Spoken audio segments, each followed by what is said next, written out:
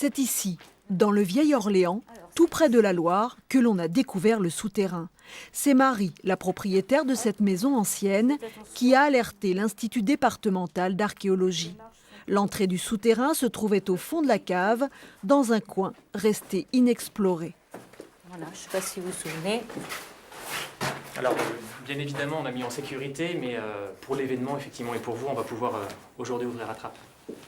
Au fond de la première cavité, un orifice qui permet d'accéder directement au tunnel sous la Loire.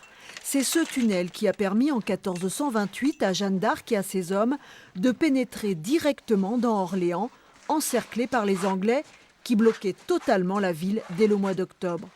Un tunnel creusé dans le plus grand secret, à 8 mètres sous le lit du fleuve Royal, particulièrement solide malgré quelques infiltrations d'eau.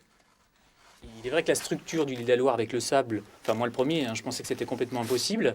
Visiblement, à l'époque, ils ont été beaucoup plus ingénieux et ont creusé beaucoup plus en dessous ce lit de sable. Et la structure géologique qu'on a découvert finalement permettait cette construction de galerie. Une découverte inattendue qui a conforté les thèses de Christian Savant. Cet historien réputé, fin connaisseur de Jeanne d'Arc, a compulsé tous les ouvrages sur le sujet et n'a jamais cru à une attaque des Anglais par bateau. Il existe un document fait par l'historien personnel de Louis XI qui donc a interrogé un des derniers compagnons de Jeanne d'Arc et qui lui a très précisément décrit la traversée de la Loire par un souterrain.